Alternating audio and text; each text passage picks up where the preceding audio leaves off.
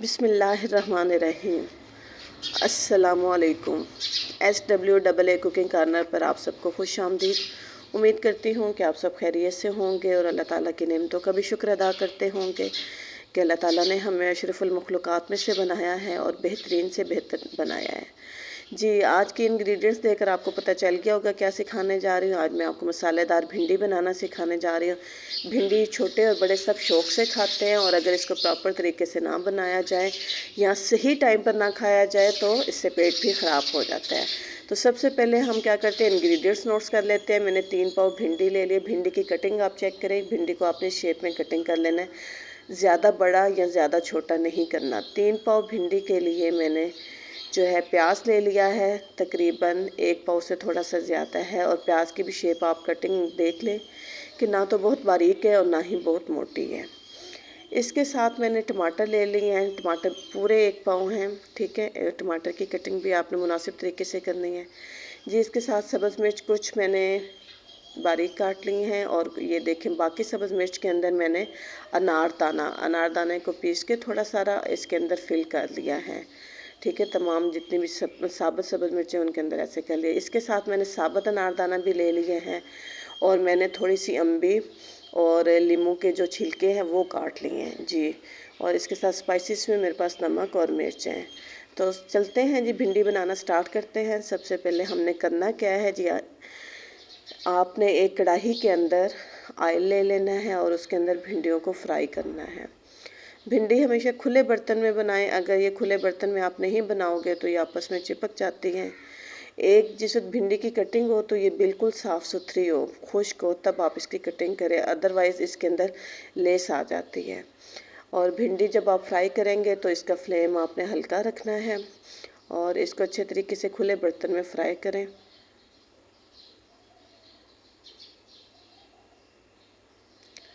भिंडी हमारी तकरीबन फ्राई होने वाली है। ये अपना कलर थोड़ा सा चेंज करना शुरू कर देगी तो आप समझे कि फ्राई होने के कंप्लीट है।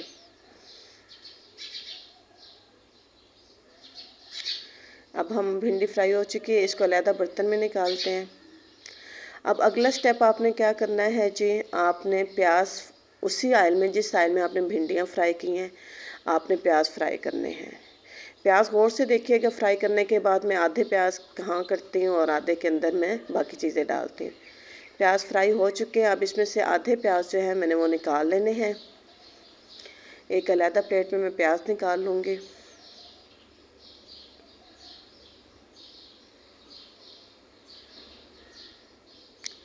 ऑयल अच्छा सा निचोड़ लें।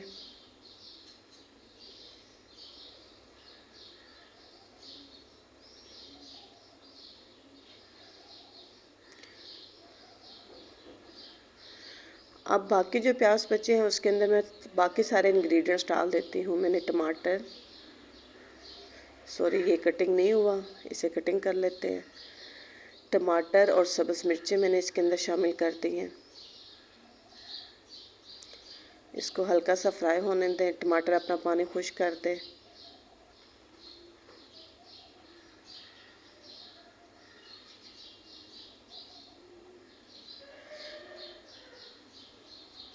तकरीबन टमाटर ने अपना पानी सारा खुश्क कर दिया। अब इसके अंदर हम सारे स्पाइसेस डालेंगे।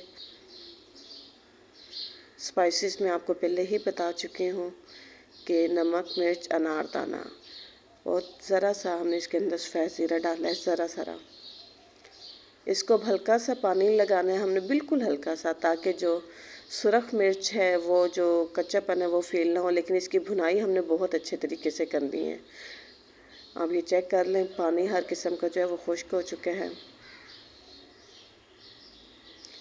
अब वो सब्ज़ मिर्चें जिनके अंदर हमने अनारदाना फिल किया था और हमने कटे हुए नींबू और कटी हुई अम्बी इसके अंदर डाल दी है। अब इसको अच्छा सा आपने भुनाई करना है। अब वो प्याज जो हमने अलहदा निकाले थे वो अब इसके अंदर डाल देने हैं। ये इसलिए करना है कि बाकी जो प्याज जिनके अंदर इंग्रेडिएंट्स शामिल होते हैं वो बिल्कुल ही मसालेदार हो जाते हैं, मैश हो जाते हैं। तो भिंडियों में जब तक प्याज ऐसे ना हो मज़ा नहीं आता। आप फ्राई की हुई भिंडियाँ डाल दें इसके अंदर।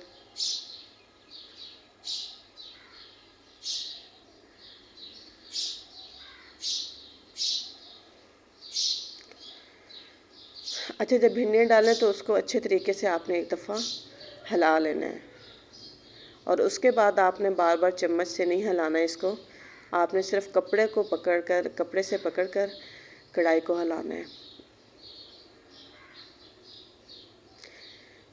इसे कवर कर देते हैं, 5 से 7 मिनट कवर है और बिल्कुल हल्के फ्लेम पर, फ्लेम तेज़ नहीं हो इसका। ये 5 से 7 मिनट हो गए, कवर उतारते हैं इसका। माशाल्लाह कितनी ज़बरदस्त खुशबू है, कितनी ज़बरदस्त लुक है। अब इसको चम्मच से हिलाएं।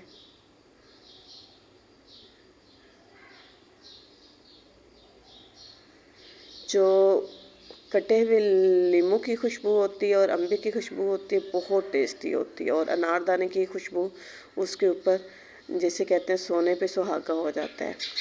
लीजिए हमारी मसालेदार भिंडी तैयार है। इसे चपाती के साथ यानी कि रोटी के साथ तनावुल फरमाएं और इसको दोपहर में खाएं। कोशिश करें कि भिंडी का सालन आप दोपहर में खाएं, इससे आपका पेट ख़राब नहीं होगा। अगर आप दोपहर को भिंडी बना रहे हैं फिर इसको बेशक फ्राई मत करें, लेकिन रात को अगर आपने भिंडी खानी है, भिंडी का सालन खाना है, तो फिर आप लास्ट में इसे फ्राई करें और जिस तरीके से मैंने आपको बताया इस तरीके से खाएं। और फिर भी अगर पेट ख़राब होता है तो भिंडी के साथ आप दही लें, कभी भी आपका पेट ख़राब नहीं होगा इंशाल्लाह। हमें अपनी दुआ में याद रखिए, हमारा चैनल सब्सक्राइब करना ना भूलिए। अल्लाह हाफिज़।